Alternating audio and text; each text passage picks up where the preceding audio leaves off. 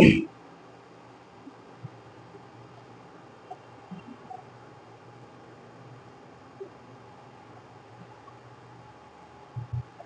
Everyone, कैसे हैं आप सभी।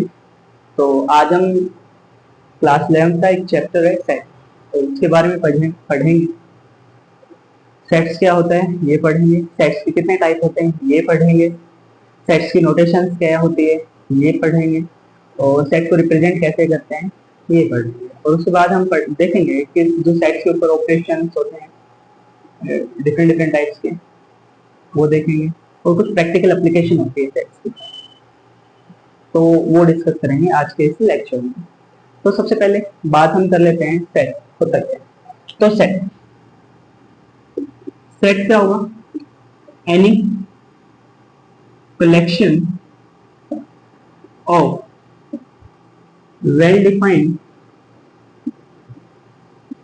And distinct object is called set. देखना क्या कहना चाहते हैं कि सेट सेट क्या होता है? एनी कलेक्शन होती है जिसके अंदर जो चीजें होती है वो वेल डिफाइंड होती है और डिस्टिंक्ट होती है। उन सब की जो कलेक्शन होती है उन्हीं को हम क्या बोलते हैं? सेट। एग्जांपल के तौर के ऊपर हम ले लेते हैं set of natural number. Set of natural number denoted by N. ध्यान रखना, जो सेट ऑफ नेचुरल नंबर है उसको किससे डिनोट किया जाता है? कैपिटल एन से डिनोट किया जाता है। सेट ऑफ नेचुरल नंबर्स की बात कर रहा हूं तो मैं बात कर रहा हूं नेचुरल नंबर्स की। तो नेचुरल नंबर कहां से स्टार्ट होते हैं? 1, फिर कितना 2, फिर कितना 3, फिर कितना 4, फिर कितना 5, फिर और क्या करते जाते हैं? चलते जाते हैं। प्रॉपर क्वेश्चन ये आ सकता है, सर आप इसको सेट कैसे बोल रहे हैं? भाई हमारी डेफिनेशन के अंदर देखो ना, एनी कलेक्शन होगी किसकी? Well defined. Any collection of well defined and distinct object is called set. उन्हीं को हम क्या बोलते हैं? सेट बोलते हैं। तो इसके अंदर 1 2 3 4 5 6 7, यहाँ पे एक चीज नोट की, 1 2 3 4 5 जितने भी नंबर्स हैं वो कोई भी एक नंबर किसी भी नंबर के साथ क्या नहीं हो रहा? मर्ज नहीं हो रहा। तो इसके अंदर वो सारे सारे क्या है? डिस्टिंक्ट है, ठीक है, और वेल डिफाइंड है। भाई उनकी जो लिखने का जो तरीका वो क्या है? एक यूनिक है ना, सब कुछ अलग अलग चीजें हैं। तो उनकी जो पूरी की पूरी जो कलेक्शन आती है उन्हीं को हम क्या बोलते हैं? सेट बोलते हैं, ठीक है। और ये चीज ध्यान रखना, set of natural number define किससे किया जाता है? एन से किया जाता है। एग्जांपल के तौर के ऊपर, भाई आप क्लास 11 के स्टूडेंट है,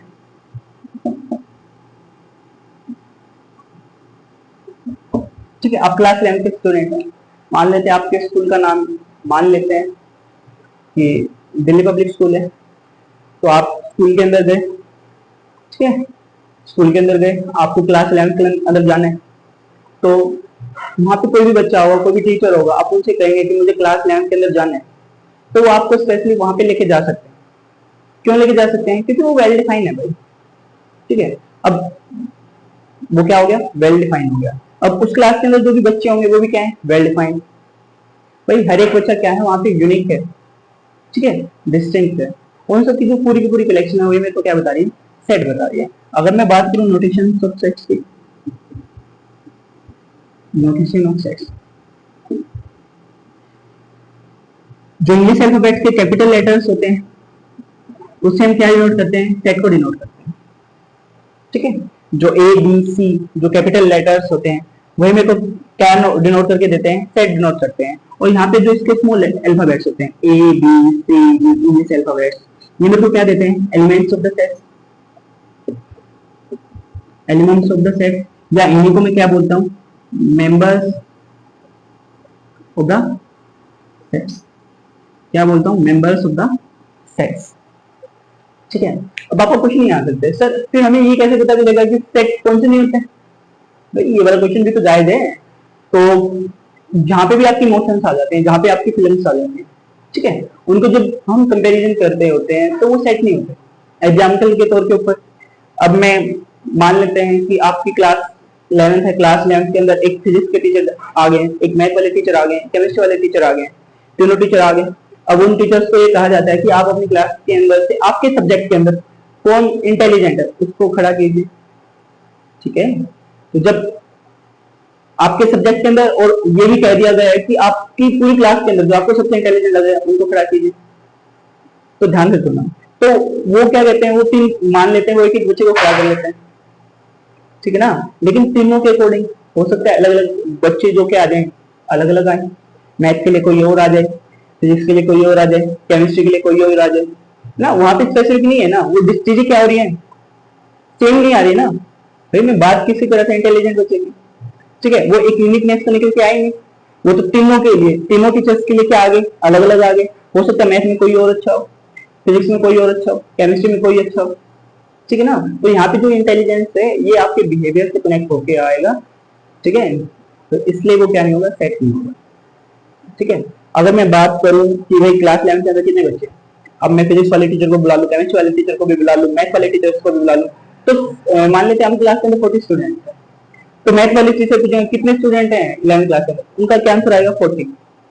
नेक्स्ट केमिस्ट्री वाले से पूछूंगा 40, फिजिक्स वाले से पूछूंगा 40। तो इसका मतलब जो क्लास 11 है उसके अंदर जो नंबर ऑफ स्टूडेंट्स है वो क्या है, फाइनाइट है, काउंटेबल है, डिस्टिंक्ट है। कुल मिला के पूरा मिलके क्या बना रहे हैं, एक सेट बना रहे हैं, तो क्या है, पूरी पूरी क्लास 11 है। तो ये होता है सेट, क्या होता है ये हम इस डेफिनेशन से पता लगा सकते हैं। नेक्स्ट जो नोटेशंस होती है, नोटेशन लगा लो या डिनोट करते हैं एबीसी से सेट्स को। जो स्मॉल लेटर्स होते हैं वो एलिमेंट्स ऑफ द सेट्स होते हैं, मेंबर्स ऑफ द सेट्स होते हैं। अब यहाँ पे दो साइन आते हैं, ध्यान है, एफ साइन है, एफ साइन है, ठीक है। और ये बताता क्या है, इसको बोलते हैं बिलोंग्स। और एक साइन आता है ये, इसको बोलते हैं इंप्लाइज है। ये कुछ स्पेसिफिक सिंबल्स हैं जो इस चैप्टर में हमें बहुत ज्यादा हेल्प करेंगे। और एक साइन आता है ये वाला, इसको बोलते हैं इफ एंड ओनली,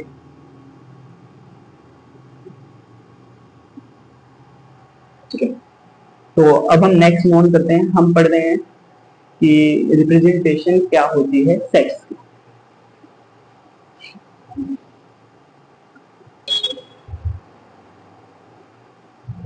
तो अब हम देखते हैं कि जो रिप्रेजेंटेशन ऑफ सेट्स है वो कैसे की जाती है।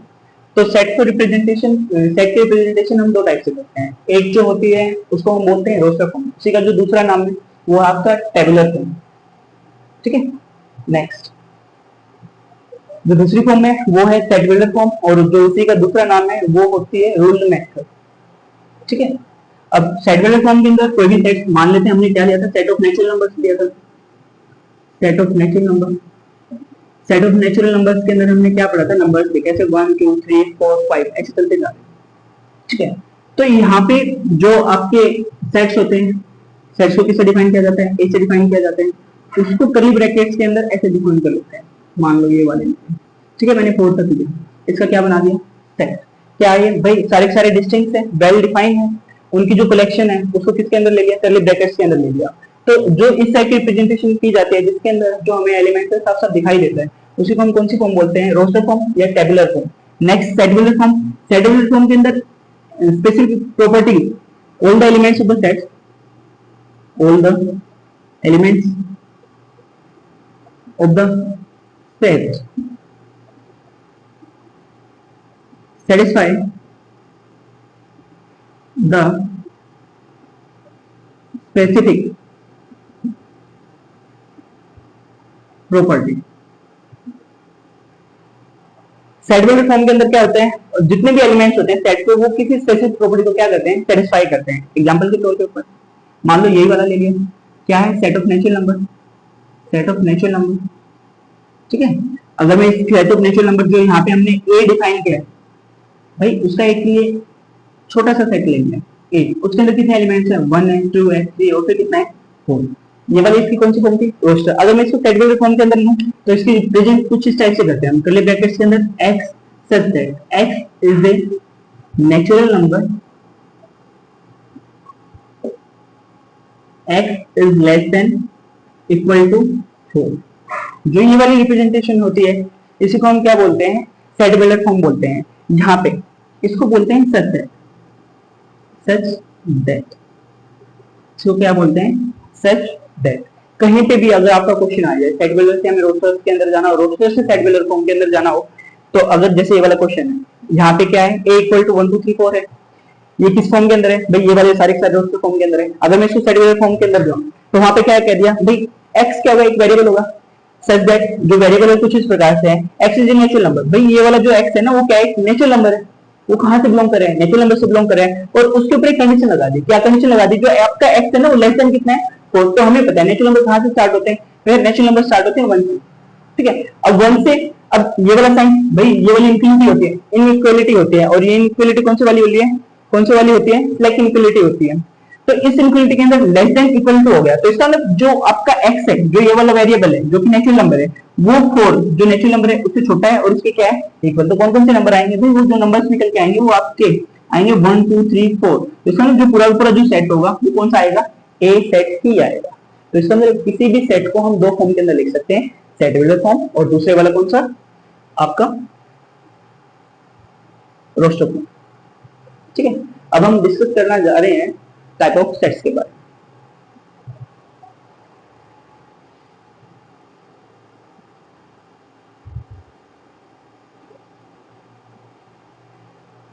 तो अब हम डिस्कस कर रहे हैं टाइप ऑफ सेट्स। सेट्स कितने टाइप के होते हैं, सेट्स यहाँ पे 9 टाइप्स के, इससे आगे भी टाइप्स हैं, वो मैं आपको करवाऊंगा। तो सबसे पहले जो हम पढ़ते हैं उसको क्या कौन सा सेट है, एम्प्टी सेट। एम्प्टी सेट्स को हम क्या बोलते हैं, नल सेट भी बोलते हैं। और जो इसका दूसरा नाम है एक वो है क्या, वॉइड सेट। ठीक है, जो एम्प्टी सेट होता है उसी का दूसरा नाम नल सेट है और उसको क्या बोलते हैं, सेट्स की या नल सेट की। तो इसके अंदर कोई भी एलिमेंट एग्जिस्ट नहीं करेगा।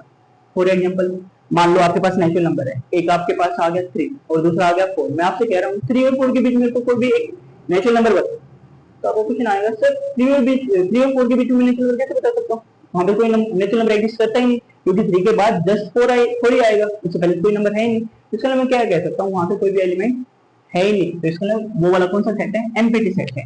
एग्जाम्पल के तौर के ऊपर भाई इसको नोट किया जाता है, इसको इसका मतलब a इक्वल टू कितना 5। 5 का मतलब क्या हो गया, नल सेट हो गया, वॉइड सेट हो गया। और अगर मैं ये वाली कौन सी फॉर्म है, रोस्टर फॉर्म है।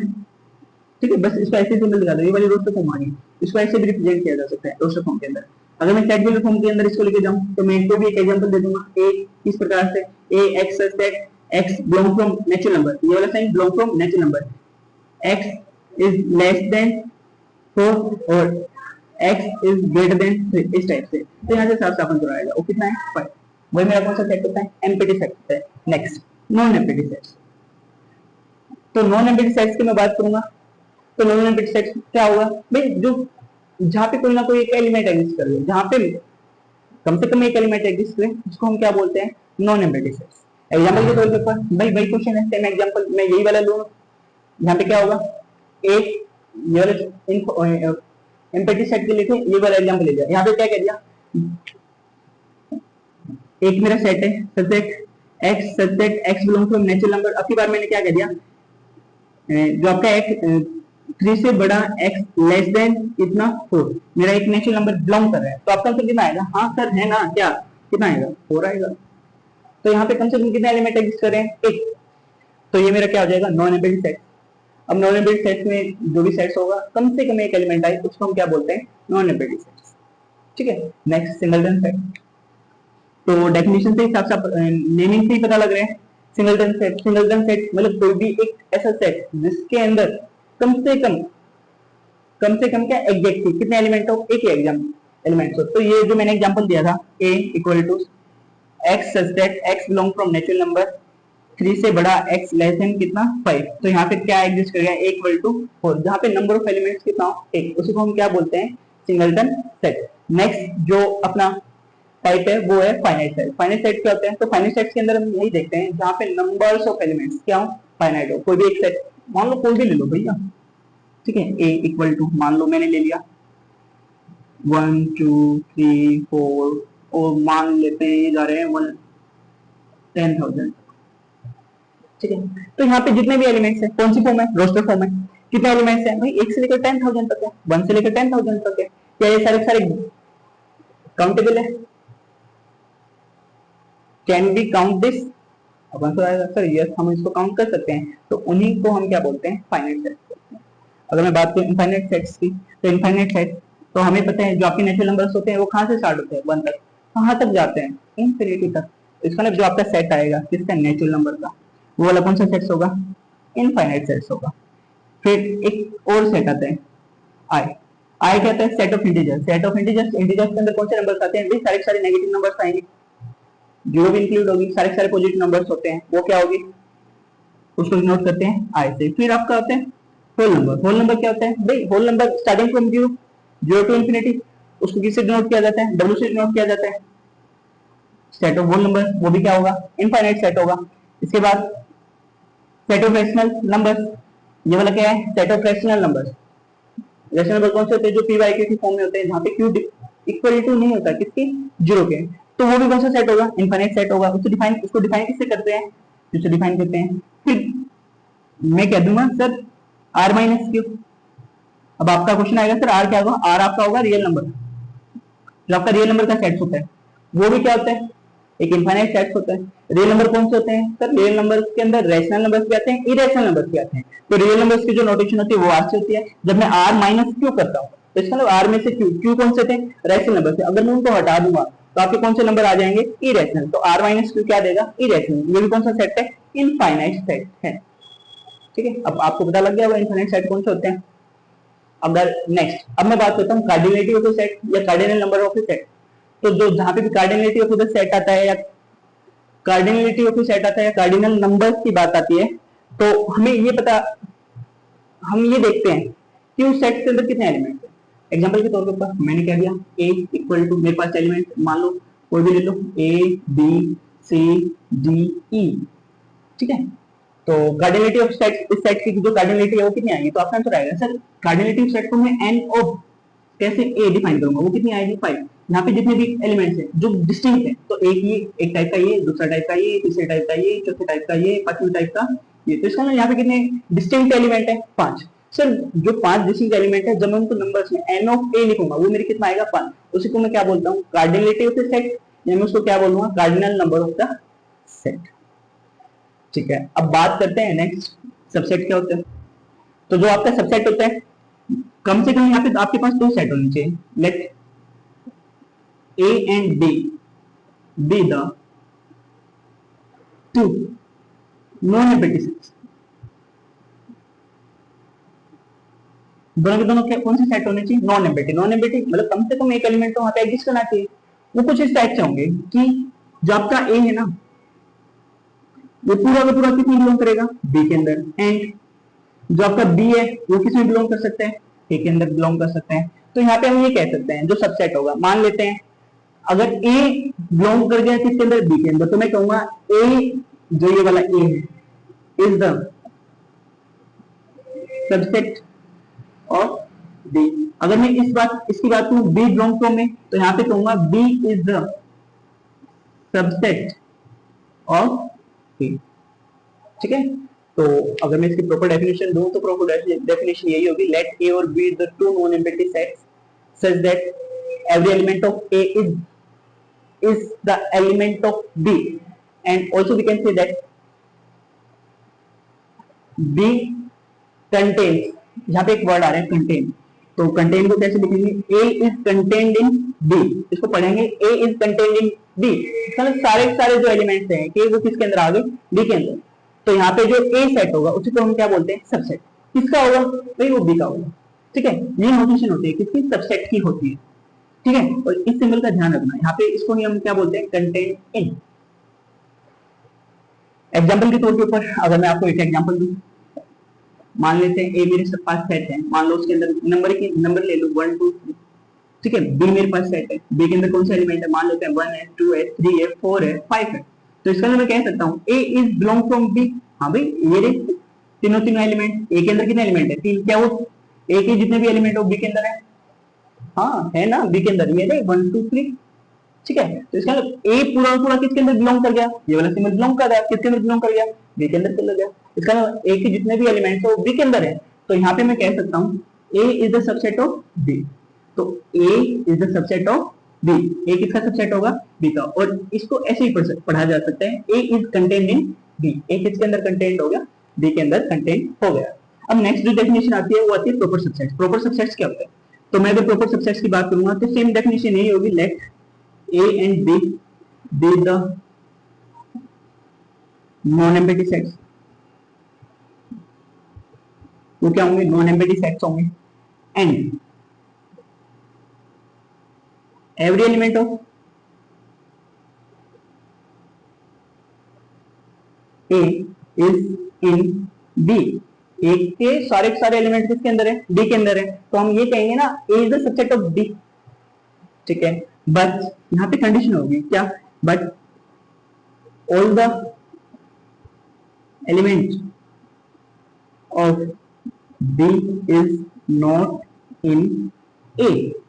भाई यहाँ पे कंडीशन क्या कह रहा है, ए के सारे एलिमेंट डी के अंदर होंगे, लेकिन डी के सारे एलिमेंट ए के अंदर नहीं होंगे, उसी को हम क्या बोलते हैं, प्रॉपर सबसेट। जो इसकी नोटेशन होगी वो इस टाइप से होगी, A is the subset of D. ये डिफरेंस होता है किसमें, सबसेट। सबसेट को किससे डिफाइन किया जाता है, नोट किया जाता है, ए इज द सबसेट, यहाँ पे इक्वल टू का साइन है, इक्वल टू डी। यहाँ पे कंडीशन क्या होगी, भाई ये इसका सबसेट है, उसे भी ये भी हो सकता है इसके सारे एलिमेंट इसके अंदर हो, इसके सारे एलिमेंट किसके अंदर हो जाए, इसके अंदर हो जाए, ठीक है। यहाँ पे हम एक चीज और पढ़ते हैं, वो चीज कुछ इस टाइप से है, अगर ए सबसेट है किसका, डी का, एंड बी सबसेट किसका है, ए का, भाई ए सबसेट डी का, बी सबसेट ए का, तो यहाँ से ओवरऑल रिजल्ट निकलता है, ये इंप्लाई करेगा क्या, ए इक्वल टू बी। तो हम यहाँ पे बोल सकते हैं ए किसके इक्वल होगा, बी।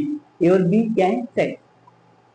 तो इसका मतलब पहले वाला सेट जो ए है वो दूसरे वाला सेट जो कि क्या है, बी, उसके क्या है, इक्वल, ठीक है।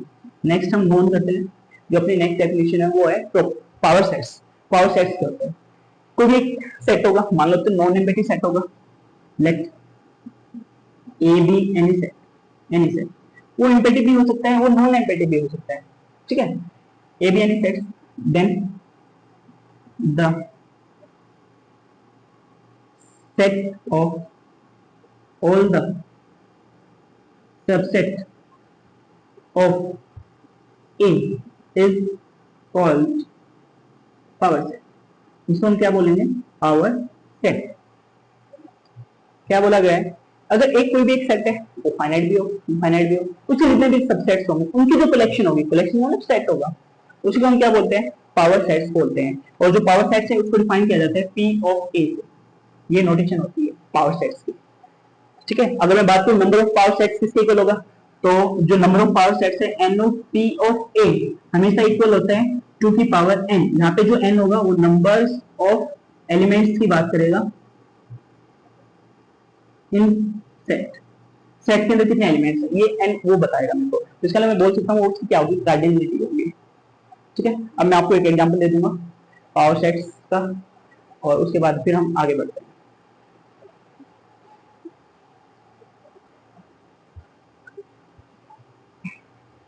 तो आइए अब एक एग्जांपल देखते हैं।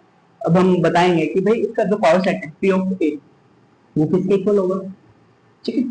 और मैं आपसे पूछूं n P ऑफ A के अंदर नंबर ऑफ एलिमेंट्स कितने होंगे, तो इसके लिए मैंने आपको फॉर्मूला बताया था, n P ऑफ A के अंदर नंबर ऑफ एलिमेंट्स कितने होंगे, तो की पावर n। तो n क्या थी, कार्डिनलिटी, उसकी सेट रहेगी, तो उसके अंदर कितने एलिमेंट्स है, 1 2 3। तो इसका मतलब इसके लिए जो आंसर आएगा इस सेट के लिए वो कितना आ जाएगा, 2 की पावर 3, 2 की पावर 3 कितना होगा 8। तो इसका नंबर ऑफ एलिमेंट इस सेट के अंदर कितने होंगे, 8 होंगे। तो वो 8 कौन से होंगे वो हम देखते हैं। तो वो क्या था, पावर सेट्स क्या था, एक सेट था किसका, सबसेट था। तो ध्यान रखना यहाँ पे एक वर्ड है ये वाला phi, phi is the subset of any set, ये वाली चीज आपको ध्यान रखना। जो आपका फाई होता है वो सबसेट होता है हर एक सेट का, और जो कोई भी एक सेट होगा वो अपने आप का भी क्या होता है, सबसेट होता है। तो फाई आ गया। दूसरा अपना आप, अपने आप में कौन सा आएगा, ए बी सी, भाई पूरे का पूरा सेट, ठीक है। ये अपने आप का भी क्या होता है, सबसेट होता है। अब और अब इसके में कितने सबसेट बना सकता हूँ, भाई ए बी का क्या होगा, सबसेट होगा, बी बी का क्या होगा, सबसेट होगा, सी बी का क्या होगा, सबसेट होगा। अब मैं दो दो को पेयर लूंगा तो इसका ए और बी भी क्या होगा, सबसेट, ठीक है।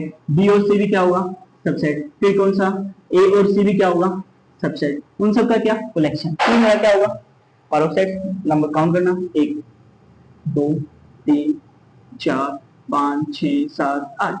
तो एन ऑफ पी ऑफ ए के अंदर कितने एलिमेंट्स थे, 8। तो इसका मतलब पी ऑफ ए के अंदर कौन से एलिमेंट्स होंगे, ये वाले एलिमेंट्स होंगे, ठीक है। तो अब हमने देख लिया है पावर सेट्स क्या होता है। अब हम आगे मूव ऑन करते हैं और आगे बढ़ते हैं। आगे जो है टाइप वो पढ़ते हैं, इक्वल सेट कौन से होते हैं, और इक्विवेलेंट सेट्स कौन से होते हैं, और कंपेरेबल सेट्स कौन से होते हैं। चलो आगे चलते हैं।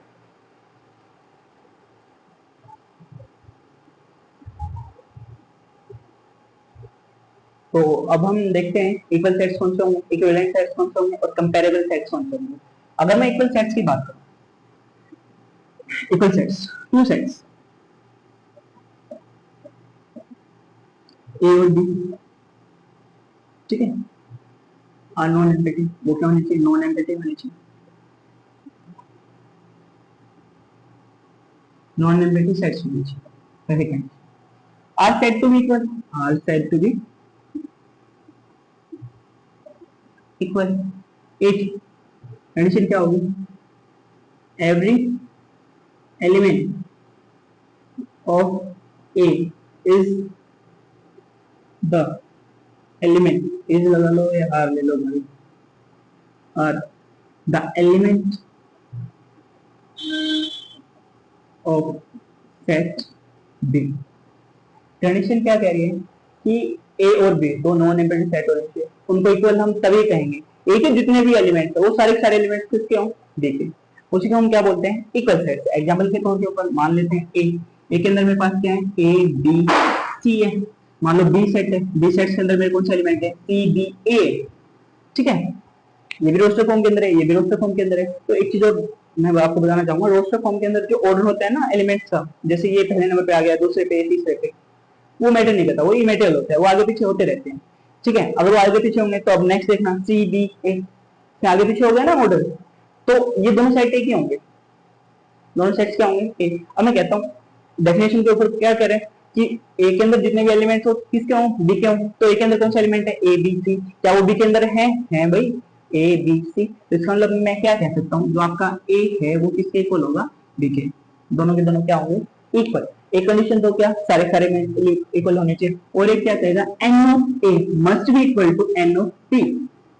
एन ऑफ ए क्या था, cardinality of set A is equal to cardinality of set B, ये भी क्या होना चाहिए, इक्वल। इसके अंदर काउंट करना कितने एलिमेंट्स हैं, 1 2 3, ठीक है। नेक्स्ट वाले के अंदर काउंट करना कितने एलिमेंट्स हैं, 1 2 3, इसका कार्डिनलिटी भी क्या होगी, नेक्स्ट होगी। अगर ये दोनों कंडीशन को सेटिस्फाई करेगा then we can say that the sets are equal. Next equivalent sets कौन से होंगे, two sets, set to B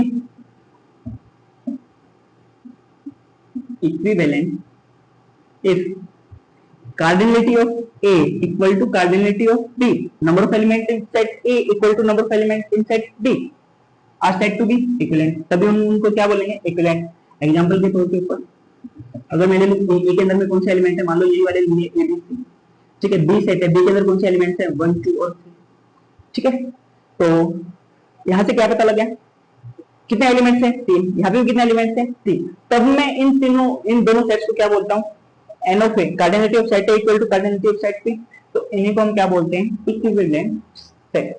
तो यहाँ से इन दोनों से इक्वल सेट्स और इक्विवेलेंट सेट्स से हमें एक चीज पता लगे, इक्वल सेट्स के अंदर सारे सारे एलिमेंट्स भी बिलोंग करने चाहिए, सारे सारे एलिमेंट्स भी इक्वल होने चाहिए और कार्डिनलिटी भी इक्वल होनी चाहिए। लेकिन इक्विवेलेंट सेट्स के अंदर क्या कह रहे हैं, इक्विवेलेंट सेट्स के अंदर कह रहे हैं cardinality of set A equal to cardinality of set B.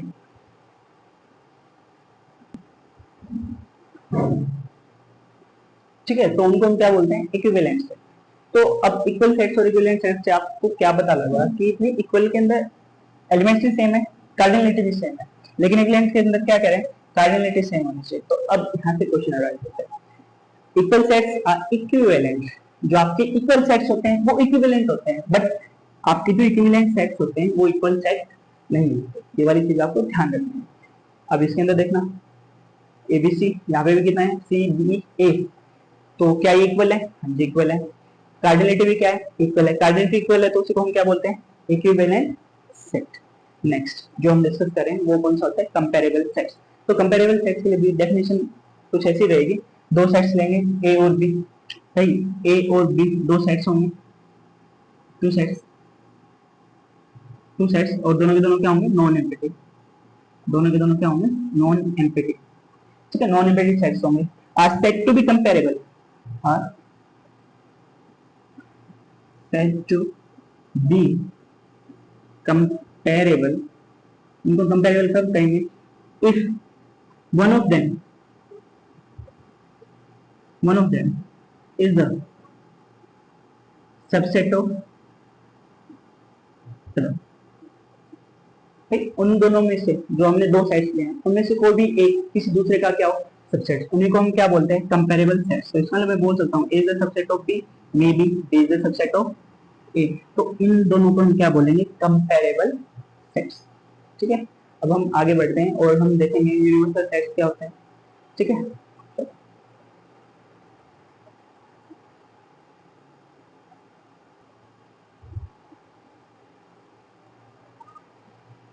तो अब हम बात करें यूनिवर्सल सेट्स कौन सा होता है। यूनिवर्सल सेट्स कौन सा होगा, वो सबसे बड़ा सेट, बड़े से बड़ा सेट, जिसके अंदर हम जो छोटे छोटे सेट जो डिस्कस करते हैं वो किससे बिलोंग करें, उस सेट से बिलोंग करें, उसी को हम क्या बोलते हैं, यूनिवर्सल सेट्स। तो हम बोल सकते हैं the super set, super set मतलब बड़े से बड़ा, super set of all the set under consideration is called universal sets, denoted by capital you. किससे डिनोट किया जाता है, कैपिटल यू से डिनोट किया जाता है। एग्जाम्पल के तौर पर जैसे मान लेते हैं मैंने क्या किया, मैंने एक सेट ले लिया ए, तो यहाँ पे मैंने ले लिया ए बी सी डी ई, और एक सेट ले लिया बी, और उसके अंदर मैंने एलिमेंट्स ले लिए एल एम एन ओ। ठीक है, तो अगर मैं देखूं ये भी कहीं किसका सबसेट होगा भाई, इसके अंदर कौन से हैं, इंग्लिश अल्फाबेट, इसके अंदर भी कौन से हैं, इंग्लिश अल्फाबेट हैं। तो जो आपके पूरे के पूरे अल्फाबेट्स होंगे इंग्लिश के, ए से लेकर जेड तक, वो क्या हो जाएगा मेरा सुपर सेट, और उसी सुपर सेट्स को हम क्या बोलते हैं, यूनिवर्सल सेट। अगर मैं नंबर की बात करूं, मान लो सी एक सेट ले लिया 1 2 3, और डी एक सेट ले लिया, मान लो की बात 1001 1002 और 1003। तो सी का एक सेट है जिसके अंदर 3 एलिमेंट है, डी एक सेट है उसके अंदर भी कितने एलिमेंट है, 3।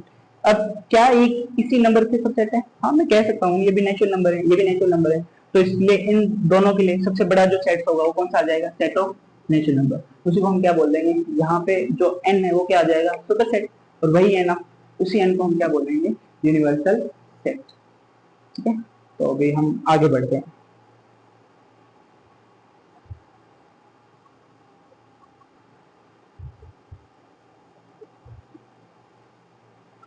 अब हम पढ़ रहे हैं इंटरवल्स क्या होते हैं। तो इंटरवल्स के लिए हम हमेशा कंसीडर करते हैं कि जो इंटरवल्स होते हैं वो सारे सारे डिफाइन होते हैं किससे होते हैं, ये वाली आपके एक नंबर लाइन। ठीक है, अगर मैं बात करूँ ओपन इंटरवल्स, तो ओपन इंटरवल्स को डिनोट किससे किया जाता है, ऐसे ए और टी। यहाँ पे ये वाला जो ब्रैकेट होता है, स्मॉल ब्रैकेट होता है, इसको हम क्या कहते हैं, ओपन ब्रैकेट। ये मेरा क्या होगा, ओपन इंटरवल। यहाँ पे क्या कहते हैं कि भाई ये कुछ इस टाइप से होता है, इसके अंदर सेट बिलोंग करेगा किस प्रकार से, भाई जो आपका सेट होगा कुछ प्रकार जाएगा एक्स सबसेट। ठीक है, एक्स बिलोंग फ्रॉम इंटीजर मान लेते हैं, या इंटीजर्स ले लो या रियल नंबर्स ले लो। यहाँ पे सबसे बड़ा सेट जो है वो कौन सा है, रियल नंबर है, जिसके अंदर रैशनल इरेशनल सारे सारे नंबर्स हैं। तो ये रियल लाइन है, नंबर लाइन है, तो सेट किस आ गया, रियल नंबर से आ गया। यहाँ पे कंडीशन क्या होगी, भाई जो आपका एक्स है ना वो लेस देन किससे होगा, बी से, लेकिन ग्रेटर देन किससे होगा, ए से। इसको डिफाइन कैसे करेंगे, A B small bracket is equal to X set, x belong from real number, A से बड़ा एक्स लेस देन किससे, बी से। ये मेरा क्या होता है, ओपन इंटरवल। तो यहाँ पे साफ साफ पता लग रहा है, यहाँ पे इक्वल टू का साइन नहीं है, इंक्लूसिव है, इसमें ना तो यहाँ पे ए इंक्लूड है ना यहाँ पे कौन सा है, बी इंक्लूड है, तो दोनों के दोनों इंक्लूड नहीं है। मान लेते हैं ये वाली नंबर लाइन यहाँ पे ए है, यहाँ पे कितना है, बी। जब मैं नंबर लाइन से ऊपर नंबर्स को, इंटरवल्स को रिप्रेजेंट करता हूँ, तो ये क्या कह रहा है कि भाई ए से बड़े जितने भी नंबर हैं, बी से छोटे जितने भी रियल नंबर्स हैं, वो सारे सारे क्या होंगे, जीरो। तो इसका अंदर दोनों दोनों इंक्लूड नहीं है, तो इसको हम क्या कर देते हैं, ऐसे ओपन छोड़ देते हैं। और बीच में इसका अंदर 30 से बीच में जितने भी नंबर्स हैं सारे सारे क्या है, इंक्लूड। तो ये वाला मेरा कौन सा इंटरवल होता है, ओपन इंटरवल होता है। अगर मैं बात करूँ क्लोज इंटरवल की, क्लोज इंटरवल कुछ इस प्रकार से आता है, ए बी लार्जेस्ट ब्रैकेट हम लेके आते हैं, उसको डिफाइन किस प्रकार से करते हैं, सेम एज इट इज। अगर मैं ये वाली कौन सी रिप्रेजेंटेशन थी सेट्स की, ये सेट वेक्टर फॉर्म की, तो इसको ऐसे लिखेंगे, x set x belong from real number, जो आपका ये है ग्रेटर देन इक्वल टू, जो आपका एक्स है greater than equal to A and less than equal to कितना होगा, बी। ये वाली जो रिप्रेजेंटेशन होगी ये किसकी होगी, क्लोज इंटरवल की। तो इसके लिए जो आप नंबर लाइन के ऊपर अगर मैं इसको रिप्रेजेंट करूँ, यहाँ पे मान लो ए है, यहाँ पे बी है, तो इसका मतलब ये क्या कह रहा है, ए से बड़ा और उसके इक्वल, बी से छोटा और उसके इक्वल, और उन दोनों के बीच में जितने नंबर सारे सारे क्या हैं, इंक्लूड, तो इसका मतलब इनको हम क्या कर लेंगे, डार्क कर लेंगे, ठीक है। और इसके बीच में जितने नंबर्स होंगे सारे सारे क्या होंगे, इंक्लूड होंगे। ये मेरे को क्या देगा, क्लोज इंटरवल देगा। आपके एक्सरसाइज के अंदर क्वेश्चन आएंगे, ठीक है। क्या आपको मान लो ये दे दिया एग्जांपल के तौर के ऊपर, मैंने कह दिया 2 और 6 के बीच में जो आपका x है, x क्या है, नेचुरल नंबर है, तो आप बताओ वो सेट कौन सा होगा, तो आपके लिए आंसर कितना होगा, इसका मतलब 2 भी इंक्लूड है, 6 भी इंक्लूड है, तो अगर मैं को इस पर सेट बनाना होगा तो कितना आएगा, 2 भी आएगा, फिर 2 के बाद 3 भी आएगा, 4 भी आएगा, फिर कितना आएगा, 5, और 6 भी इंक्लूड होता है क्लोज ब्रैकेट के अंदर, ठीक है। तो ये मेरा क्या आ जाएगा, सेट एग्जिस्ट कर जाएगा, ठीक है। तो मैं कह सकता हूँ क्लोज ब्रैकेट के अंदर जो आपके एंडिंग पॉइंट्स होते हैं वो इंक्लूड होते हैं, लेकिन जो ओपन इंटरवल होता है वहां पे एंडिंग पॉइंट इंक्लूड नहीं होते। Next semi close interval, semi close interval के अंदर या तो वो लेफ्ट साइड से ओपन हो सकते हैं या कहाँ से हो सकता है, राइट साइड से, तो ए से क्लोज, राइट से क्या ओपन, तो सेम है यही नोटेशन। सिमिलरली एक्स सकता है, x belong from real number, यहाँ पे एक्स क्या होगा, लेस देन इक्वल टू, भाई यहाँ पे क्लोज है तो इक्वल टू, ग्रेटर देन किससे होगा, ए से, ठीक है। और यहाँ पे क्या हो जाएगा, एक्स सच दैट एक्स, अब यहाँ पे एक्स बिलोंग किससे कर रहा है, रियल नंबर से कर रहा है, और यहाँ पे एक्स जो होगा वो बड़ा और इक्वल होगा किससे, ए से, और लेस देन किससे होगा, बी से, ठीक है। ये किस फॉर्म में आ गया, टेबुलर फॉर्म के अंदर आ गया आपका इंटरवल। अगर मैं इसको नंबर लाइन के ऊपर रिप्रेजेंट करूँ तो इसके लिए जो मेरी नंबर लाइन होगी, ये वाला ए, ये वाला बी, अब यहाँ पे क्या है, क्लोज, तो इसमें यहाँ पे एंडिंग पॉइंट क्या हो जाएगा, इंक्लूड हो जाएगा। यहाँ पे ए के ऊपर कौन सा है, ओपन ब्रैकेट है, तो ये वाला क्या आ जाएगा, ओपन, और इसके बीच में जितने भी नंबर्स हैं वो सारे सारे क्या होंगे, इंक्लूड होंगे। अगर मैं इसको देखूँ नंबर लाइन के ऊपर, तो ये वाला ए, ये वाला बी, आपके पास राइट साइड से क्या है, ओपन, तो इसमें इसको इंक्लूड नहीं करना है एंडिंग पॉइंट्स को, लेकिन इसके बीच में जितने भी नंबर्स हैं उसको क्या करना है, इंक्लूड करना है। और ए क्या है, क्लोज, क्लोज है, तो इसमें इसको क्या करेंगे, इंक्लूड, ठीक है। तो ये वाली चीजें हमें हेल्प करेंगी। जो इंक्लूडिव है यहाँ पे इक्वल टू वाले, ठीक है, ये वाली लेस देन वाले, ग्रेटर देन वाले, ग्रेटर देन इक्वल टू वाले, लेस देन इक्वल टू वाले, ये हम इनफिनिटी वाले चैप्टर में पढ़ेंगे। जो इनको बोलते हैं स्टिक इनफिनिटी, इनको हम बोलते हैं स्लैक इनफिनिटी, यहाँ पे इक्वल टू का भी साइन आ जाता है, ठीक है।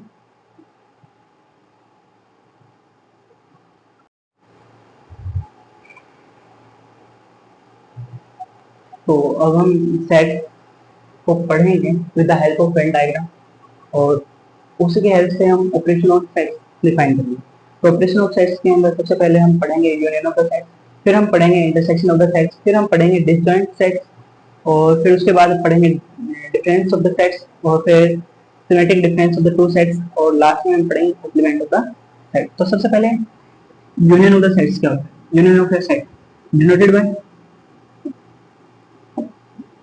ए यू बी, तो इसको रीड कैसे करेंगे, ए यूनियन बी। तो यहाँ पे कंडीशन क्या होती है, ए यूनियन बी एक सेट होगा, कैसे, X subject X belong from A और एक्स बिलोंग फ्रॉम बी, ठीक है। मान लेते हैं यहाँ पे या तो एक्स जो होगा, जो एलिमेंट्स होंगे वो या तो ए से होंगे या किससे होंगे, बी से, उस सेट्स को हम क्या बोलते हैं, ए यूनियन बी। यहाँ पे कंडीशन ये भी हो सकती है क्या, तो आपका X subject X belong from A और X is not belong from set B, वो भी आपको क्या देगा, ए यूनियन बी देगा। और क्या हो सकता है, X subject X is not belong from A और एक्स किससे बिलोंग कर जाए, बी से कर जाए, वो भी मेरा क्या होगा, ए यूनियन बी होगा।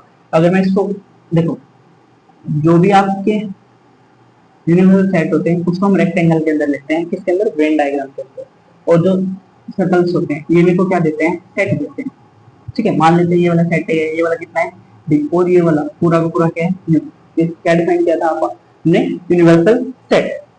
तो यहाँ पे जो ए होगा और ये बी है, अब मुझे क्या चाहिए, ए यूनियन बी, तो इसका दोनों को जोड़ना है, दोनों में जो चीजें दोनों को मिला के बने वही मेरा क्या होता है, यूनियन ऑफ द सेट्स। इसका कौन से वेन डायग्राम में कौन सा आ जाएगा, ये वाला, ये मेरा क्या आ जाएगा, union of A union B, यही मेरा क्या होगा, A union B sets. Example के तौर के ऊपर मान लेते हैं ए सेट्स है, उसके अंदर मेरे पास एलिमेंट है 1 2 3, डी सेट है उसके अंदर मेरे पास एलिमेंट है 2, ठीक है। तो मैं आपसे कहूँ कि ए यूनियन बी कितना होगा, तो ए यूनियन बी होगा 1 2 3, ठीक है, क्योंकि भाई यहाँ पे 2 है, यहाँ पे 2 है, तो दोनों का कितनी बार इंक्लूड करना है, एक बार। तो यहाँ पे कितना आ गया, इन दोनों में से बड़ा कौन सा है, इसके अंदर कितने एलिमेंट, 3, इसके अंदर कितने एलिमेंट, 1, तो 1 2 3 ये इसके अंदर था, तो इसलिए यहाँ पे आ गया। अगर ये वाला यूनिट होता है यहाँ पे कितना हो जाता, 4, यहाँ पे हम क्या ले लेते हैं, 4 को भी क्या कर लेते हैं, इंक्लूड। तो इसका मतलब एक सेट मिलेगा मेरे को, उसके सारे एलिमेंट किसके अंदर होने चाहिए, उसके जो एलिमेंट होंगे या तो ए से होंगे या किससे होंगे, बी से होंगे, ठीक है, ए से भी हो सकते हैं, बी से भी हो सकते हैं। अब जैसे पीछे वाला एग्जांपल था, उसमें सारे एलिमेंट किससे होंगे, ए से होंगे, ठीक है। तो वो मेरा क्या आ जाएगा, ए यूनियन बी। अगर मैं बात करूं इंटरसेक्शन ऑफ द सेट्स, तो इंटरसेक्शन ऑफ द सेट्स में हम किसकी बात करते हैं, कॉमन की बात करते हैं, ठीक है। और यहाँ पे एक वर्ड, इस चीज को अंडरलाइन कर लेना, और जहाँ पे भी और आएगा उसे वहीं पे हमें क्या करना है, ए यूनियन बी निकालना है। कॉमन जहाँ पे ए, वही दो सेट्स है मेरे पास, दोनों के दोनों क्या है, नॉन एम्पेटिक, मतलब एम्पेटिक भी हो सकते हैं, लेकिन नॉन एम्पेटिक केसेस के बारे में हम फिलहाल पढ़ रहे हैं। तो ए डिफाइन किससे, डिनोट किससे किया जाता है, ए इंटरसेक्शन बी, ये इसकी क्या हो जाएगी, नोटेशन। वहां पे क्या होगा, कॉमन एलिमेंट्स होने चाहिए। कॉमन एलिमेंट्स की बात करेगा तो इसका मतलब x set, x belong from A and x belong from B, इसके अंदर जितने भी एलिमेंट्स होंगे वही मेरा क्या होगा, ए इंटरसेक्शन बी, ठीक है, जो दोनों में कॉमन होगा। ए में भी होना चाहिए एंड, और किसके अंदर होना चाहिए, बी के अंदर। एग्जांपल के तौर पे ए मेरे पास सेट है, उसके अंदर 1 2 3 एलिमेंट ले लो, बी मेरे पास सेट है, उसके अंदर कौन सा एलिमेंट ले लें, मान लेते हैं मैंने लिया 3 4 5, तो इन दोनों में कॉमन कौन सा है, तो आपका आंसर क्या आएगा, सर ए यूनियन बी। इन दोनों के अंदर मेरा कितना आ रहा है, जो दोनों में कॉमन, दोनों में क्या चीज कॉमन है, 3, यहाँ से कितना आ गया, ए इंटरसेक्शन बी के अंदर कौन सा एलिमेंट आ गया, 3 आ गया, ठीक है। तो वही मेरा क्या हो जाएगा, intersection of two sets A और बी। अगर मैं इसके वेन डायग्राम की बात करूं तो इसका जो वेन डायग्राम आएगा वो कुछ इस टाइप से आएगा। ये वाला मेरा यूनियन सेट, ये वाला सेट ए, ये वाला सेट कौन सा, बी, तो ये वाला ए, ये वाला बी, जो दोनों में कॉमन, तो ये वाला जो पोर्शन है दोनों में क्या है, कॉमन वाला जो पोर्शन है दोनों में क्या है, दोनों में क्या है, कॉमन। तो यही मेरा क्या होगा, इंटरसेक्शन ऑफ सेट। नेक्स्ट अगर मैं बात करूं डिसजॉइंट सेट्स की, डिसजॉइंट सेट्स क्या होते हैं भाई, सब पता लग रहा है, स्पेलिंग सही, क्या डिसजॉइंट, जो एक दूसरे से क्या ना मिलते ही ना, ठीक है। तो इसका मतलब वहां पे क्या कह रहे हैं, जो आपका ए इंटरसेक्शन बी है, जहाँ पे कुछ भी कॉमन आए, इक्वल टू कितना हो जाए, 5, भाई वहां पे कुछ चीज कॉमन ही नहीं आएगी, वो वाले सेट्स कौन से होते हैं, डिसजॉइंट। तो इसका मतलब अगर मैं इसके लिए वेन डायग्राम की बात करूं, तो इसके लिए जो वेन डायग्राम आएगा वो क्या आ जाएगा भाई, ये वाला मेरा कौन सा सेट, यूनिवर्सल सेट, यहाँ पे सेट ए है, यहाँ पे सेट कौन सा है, बी। तो यहाँ पे अगर मैं आपसे पूछूं एन ए इंटरसेक्शन बी, तो आपका आंसर कितना आएगा, 5, क्योंकि ए और बी के अंदर कोई भी एलिमेंट कॉमन है ही नहीं, तो वाले में कौन से सेट्स हो जाएंगे, डिसजॉइंट सेट्स, ठीक है। अभी हम नेक्स्ट बढ़ रहे हैं, difference of sets. Difference set को डिनोट किससे किया जाता है, ए माइनस बी से डिनोट किया जाता है। यहाँ पे क्या कहेगा भाई, इसके जो एलिमेंट्स होंगे वो किस प्रकार से आएंगे, वो कुछ इस टाइप से आएंगे, एक्स का set, x belong from A but x is not belong from B, वही मेरा क्या होता है, डिफरेंस ऑफ द सेट। इसका ए के वो एलिमेंट जो किसके अंदर ना हो, बी के अंदर ना हो, वही मेरा क्या होता है, difference of the set. Example के तौर पे ऊपर भाई एग्जांपल ले लो, मान लेते हैं ए के अंदर ए सेट है, उसके अंदर मेरे पास एलिमेंट है ए बी, मान लो बी सेट है, उसके अंदर मेरे पास एलिमेंट है सी डी, ठीक है। तो मैंने क्या कहा, ए माइनस बी कितने इक्वल होगा, तो ए माइनस बी के अंदर वो सारे एलिमेंट होंगे जो ए के अंदर तो हैं लेकिन किसके अंदर ना हो, बी के अंदर ना हो। तो यहाँ पे ध्यान देना, ए नहीं है, बी सेट के अंदर नहीं है, सी है, इसलिए इसको हट जाएगा, कौन से दो एलिमेंट हैं जो ए के अंदर है बी के अंदर नहीं है, तो कौन से आ जाएंगे, ए और बी। तो यही मेरा क्या हो जाएगा, डिफरेंस आ जाएगा सेट्स का, ठीक है। तो इसके लिए जो मेरा वेन डायग्राम आएगा वो मेरा कुछ ये वाला आएगा, ये वाला यूनिवर्सल सेट, तो ये वाला ए, ये वाला बी, तो इस वाले बीच वाले सेट्स को हम क्या कहते हैं, ए इंटरसेक्शन बी, ये दोनों का कॉमन है, इसका मतलब वो किसके अंदर हो, तो ए के अंदर हो। तो ये वाला जो पोर्शन होता है, ये जो पोर्शन होगा यही वाला, इसी को हम क्या लिखते हैं, ए माइनस बी, और जो ये वाला पोर्शन होगा इसको हम क्या कहते हैं, बी माइनस ए। इसका बी के वो एलिमेंट तो किसमें ना हो, ए के अंदर ना हो।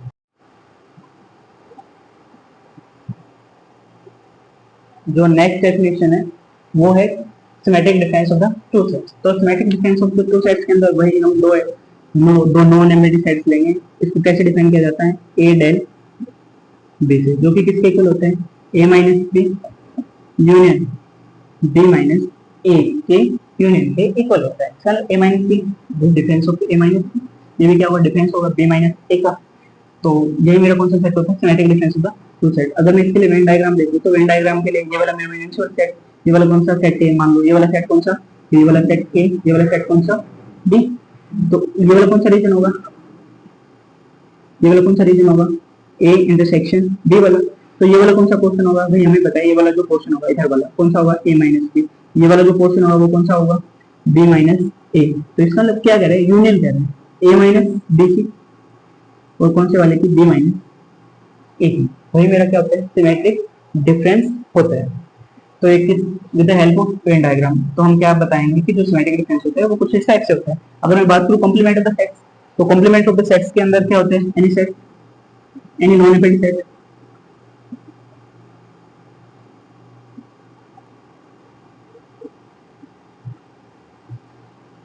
का डिफरेंस निकालते हैं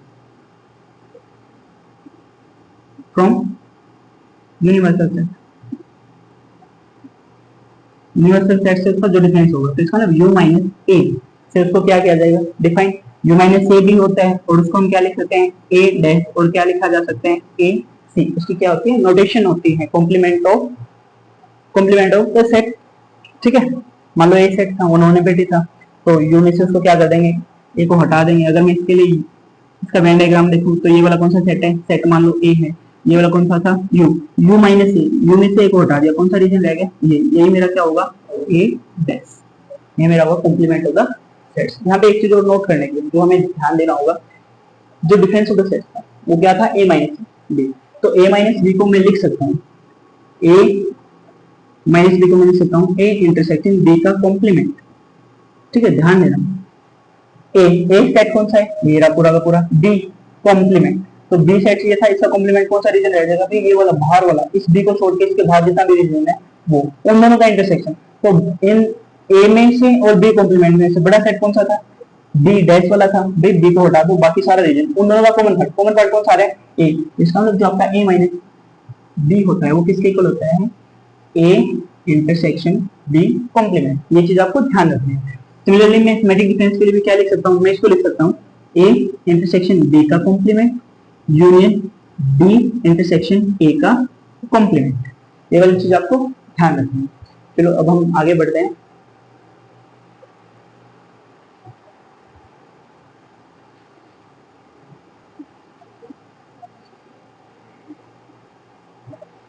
तो अभी हम बात कर रहे हैं सम इम्पोर्टेंट रिजल्ट जो आपको ध्यान रखना है। मैंने आपको बता भी दिया हर एक सेट अपने आप का क्या होता है सबसेट होता है। Every subset is a subset of itself. Second, the empty set is the subset of every set. ये वाला भी मैंने बता दिया जब मैंने आपको हाफ सेट का क्वेश्चन करवाया था, तो मैंने वहां पे ए मान लो एबीसी लिया था, तो एबीसी को उसके सबसेट्स के अंदर भी लिया था और फाइव को भी उसके सबसेट्स के अंदर लिया था। तो बोल सकते हैं हर एक सेट अपने खुद का सबसेट होता है और फाइव भी empty set word set null set denoted by five वो भी उसका क्या होता है सबसेट होता है। अब एक चीज ये ध्यान रखनी है, नहीं नेचुरल नंबर 1 से स्टार्ट होते हैं, अगर उसके अंदर जीरो ऐड कर दूं तो कौन से नंबर हो जाएंगे होल नंबर्स हो जाएंगे। नेगेटिव पॉजिटिव जीरो कौन से नंबर हो जाएंगे इंटीजर्स हो जाएंगे। पी बाई क्यू की फॉर्म में पॉजिटिव नेगेटिव वो कौन से होंगे रेशनल नंबर। फिर कौन से रियल नंबर्स होते हैं जिसमें आपके इरेशनल नंबर्स भी आते हैं और रैशनल नंबर्स भी आते हैं। तो इसका मतलब मैं कह सकता हूँ n किसका सबसेट होगा w का, w किसका सबसेट होगा i का, i किसका सबसेट होगा q का, q किसका सबसेट होगा r का, और p minus r minus q। इसका मतलब ये वाला सुपर सेट इस यूनिवर्सल सेट में से सुपर सेट को बोलते हैं यूनिवर्सल सेट। यूनिवर्सल सेट में से q को हटा दिया, q कौन से थे रैशनल नंबर, तो जैसे q को हटाऊंगा कौन से नंबर बच जाएंगे इरेशनल नंबर, वो किसका सबसेट होगा रियल नंबर्स का, और जो रियल नंबर्स होते हैं वो किसका सबसेट होते हैं कॉम्प्लेक्स नंबर का। ये वाली चीजें हम आगे बढ़ेंगे। ठीक है, नेक्स्ट अगर मैं यूनिवर्सल सेट का कॉम्प्लीमेंट निकालूं वो किसके इक्वल होगा 5 के इक्वल होगा। Next A union A complement हमेशा क्या देगा यू देगा। भाई एग्जांपल के तौर पे देख लो। ठीक है, ये वाला सेट ए है, ये वाला ए कॉम्प्लीमेंट है, इन दोनों की जब मैं यूनियन करूंगा तो पूरा पूरा सेट मेरे को क्या मिल जाएगा यू मिल जाएगा। यू का मतलब यूनिवर्सल सेट। 5 का कॉम्प्लीमेंट किसके इक्वल होगा यू के इक्वल होगा। ए इंटरसेक्शन ए कॉम्प्लीमेंट, ध्यान देना ये वाला ए कॉम्प्लीमेंट उन्होंने में इंटरसेक्शन तो कुछ कॉमन है ही नहीं, तो किसके इक्वल आ गया 5 के इक्वल आएगा। ए कॉम्प्लीमेंट का कॉम्प्लीमेंट भाई कोई भी एक सेट है, मतलब ये वाला सेट उसका कॉम्प्लीमेंट ही आ गया, उसके दोबारा का कॉम्प्लीमेंट करूंगा तो कौन सा सेट आ जाएगा खुद वो अपने आप सेट आ जाता है। ठीक है, अब हम आगे बढ़ते हैं और सेट्स के ऊपर कुछ इंपॉर्टेंट लॉज हैं वो डिस्कस करते हैं।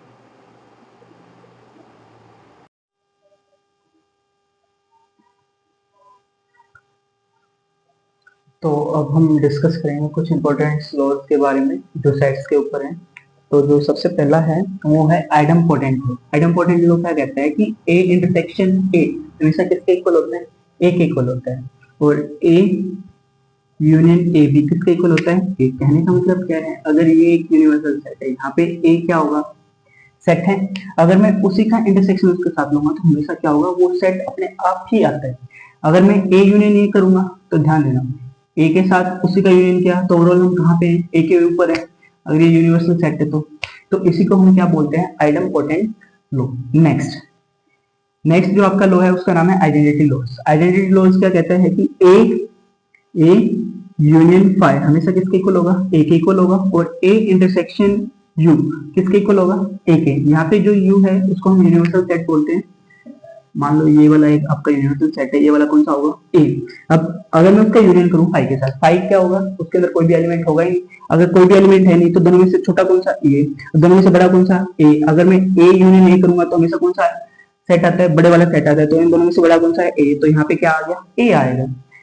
ठीक है, अब फाई है ही नहीं भाई, फाई मान लो ये वाला कहीं पे फाई एग्जिस्ट नहीं कर रहा है यहाँ पे, तो इसलिए वो क्या आएगा, ए इंटरसेक्शन यू।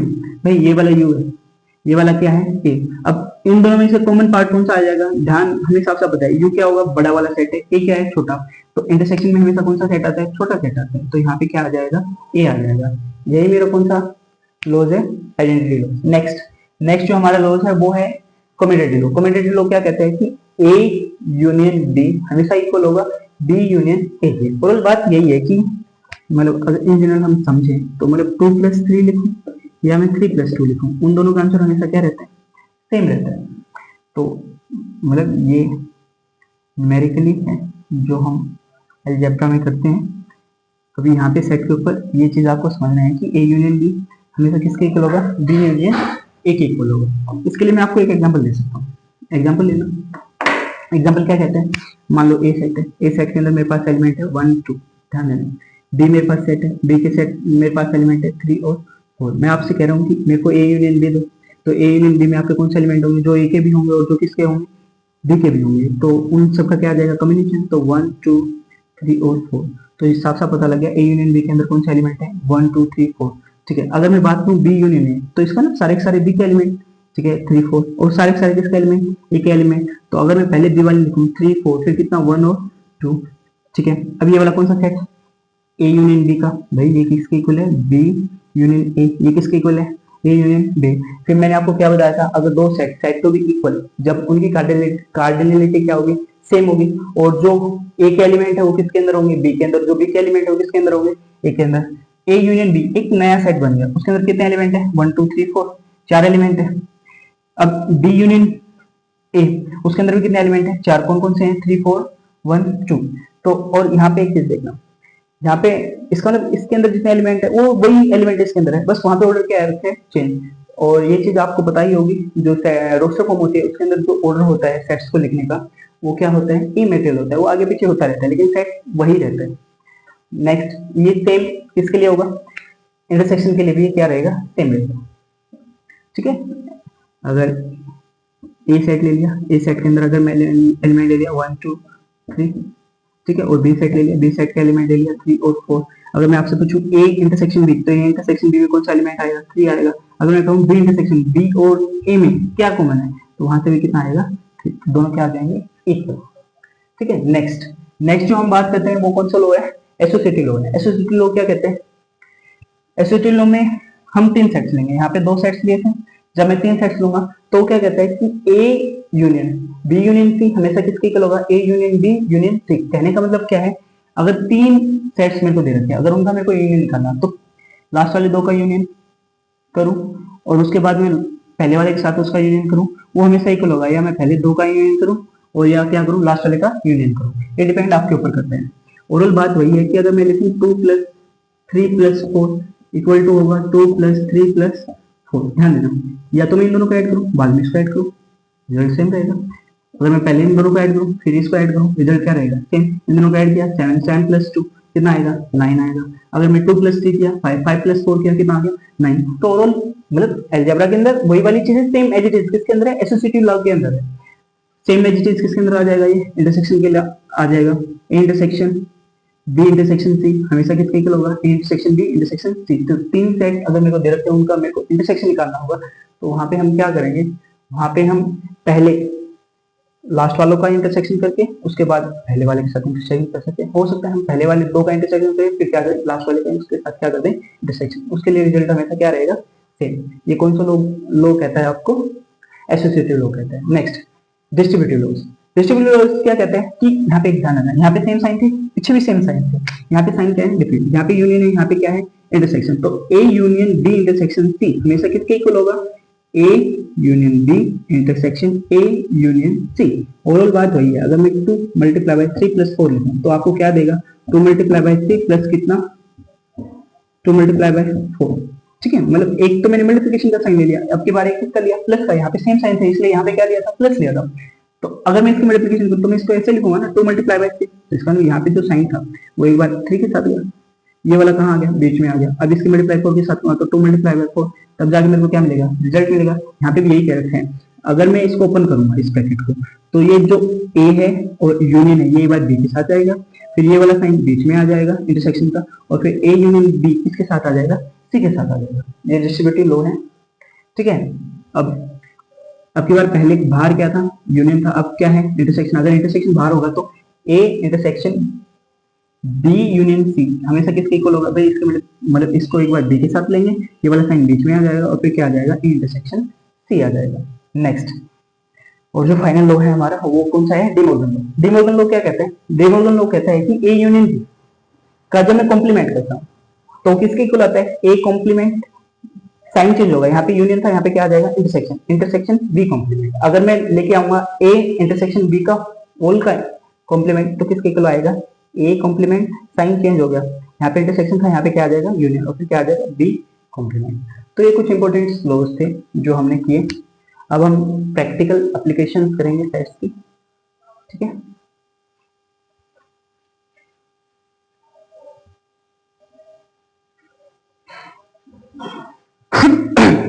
तो अब हम स्टार्ट करें प्रैक्टिकल एप्लीकेशन ऑफ सेट। ये जो टॉपिक है ये मतलब अभी जो एनसीईआरटी वाले हैं उन्होंने बाहर कर दिया, लेकिन इस टॉपिक का यूज प्रोबेबिलिटी में, जो 12th क्लास की प्रोबेबिलिटी वहाँ पे बहुत ज़्यादा यूज होगा, तो उसके लिए हमें ये जो कुछ फॉर्मूले हैं इनको याद रखना पड़ेगा, ये एज इट इज वहाँ पे यूज होंगे। तो सबसे पहले है एन ऑफ क्या था cardinality, cardinality of A union B हमेशा किसके इक्वल होगी, n of A plus N of B minus N of A intersection B के इक्वल होता है। Next, n of A minus B हमेशा इक्वल होगा n of A minus N of A intersection B के। Second, third, n of B minus A किसके equal होगा, n of B minus N of A intersection B के equal होगा। एक और formula है जो आपको मोस्ट इंपोर्टेंट याद करना है, N of A intersection union B union C किसके इक्वल होता है, N of A plus N of B plus N of C minus N of A intersection B minus N of B intersection C minus N of A intersection C plus N of A intersection B intersection C. अगर मैं इसके लिए Venn diagram बनाऊं तो इसके लिए जो Venn diagram आएगा इस क्वेश्चन के लिए, इस फॉर्मूला के लिए, वो क्या आएगा, 3 सेट्स होंगे इस यूनिवर्सल सेट, ये वाला ए सेट, ये वाला बी सेट, ये वाला कौन सा सेट, सी सेट। तो ये जो बीच वाला पोर्शन होता है ये ए के अंदर भी है, बी के अंदर भी है, सी के अंदर है, तो ये क्या आएगा एन ऑफ ए, मतलब अगर मैं कार्डिनलिटी ना लगाऊं तो क्या है N A union A intersection B intersection C वाला पोर्शन है। अगर मैं इस पोर्शन की बात करूं ओनली वाले इसकी, तो ये वाला कौन सा आएगा, ये मेरा आएगा ए इंटरसेक्शन बी, भाई ये वाला ए ये वाला बी, ये वाला कौन सा क्वेश्चन आएगा, ये मैं इसको मैं लिख सकता हूँ बी इंटरसेक्शन सी। तो और ये वाला कौन सा क्वेश्चन आएगा, ये मेरा निकल के आएगा, देखो ये वाला पूरा का पूरा, मैं इसकी बात करूँ, ये वाला जो रीजन निकल के आएगा ये मेरा कौन सा आएगा, सी इंटरसेक्शन ए लिखूं या मैं ए इंटरसेक्शन सी लिखूं, ये वाला कौन सा क्वेश्चन आएगा भाई, ये तो मेरे को साफ साफ पता है, इसमें केवल ए है, मैं इसको लिख सकता हूँ A intersection B complement intersection C complement. Similarly इस रीजन को मैं लिख सकता हूँ, इस वाले को क्या लिख सकता हूँ, B intersection A complement intersection C complement. Similarly इसको भी लिख सकता हूँ कितना, C intersection B complement intersection A complement equal to, भाई इनको ऐसे भी तो लिखा जा सकता है ना, बी माइनस ए माइनस सी, इसको भी लिखा जा सकता है सी माइनस बी माइनस ए, इसको भी क्या लिखा जा सकता है, लिखा जा सकता है ए माइनस बी माइनस सी। ठीक है, तो इसके लिए फॉर्मूला है, इसको फिल कैसे करेंगे, ये वाला फॉर्मूला कैसे यूज होगा, मान लेते हैं मतलब ये वाला हट गया है, तो इस वेन डायग्राम को फिल करने के लिए सबसे पहले आपको इसको फिल करना होता है, बीच वाले को जो तीनों में कॉमन है, उसके बाद जो दो दो कॉमन है जैसे ये वाला रीजन, उसमें से इसको हटा दोगे, इसको फिल करोगे, फिर इस कॉमन वाले को देखो, इसमें से इसको हटाओगे, फिर ये वाला जो कॉमन था उसमें से वो नंबर सब्ट्रैक्ट कर देना जितने भी यहाँ पे कॉमन होंगे। सिमिलरली जब मैं ए सी को फिल करूंगा तो ए सी ए इंटरसेक्शन सी में जो ये कॉमन वाला रीजन है इसको हटा के बाकी जो बच जाएंगे वो यहाँ पे आ जाएंगे। ठीक है, नेक्स्ट एक फॉर्मूला और है, N of A symmetric difference D किसके इक्वल था, मैंने बताया था N of A minus B plus N of union की जगह प्लस आ जाएगा बी माइनस ए, जो कि आपका इक्वल होगा, इसके लिए फॉर्मूला ये रहा, ये वाला फॉर्मूला पुट कर दो, एन ऑफ किसके इक्वल आ जाएगा, n of A minus N of A intersection B, और प्लस इसके लिए फॉर्मूला कितना आ जाएगा, ये वाला n of B minus N of A intersection B. तो ओवरऑल कहने का मतलब ये है कि n of A plus N of B equal to होगा माइनस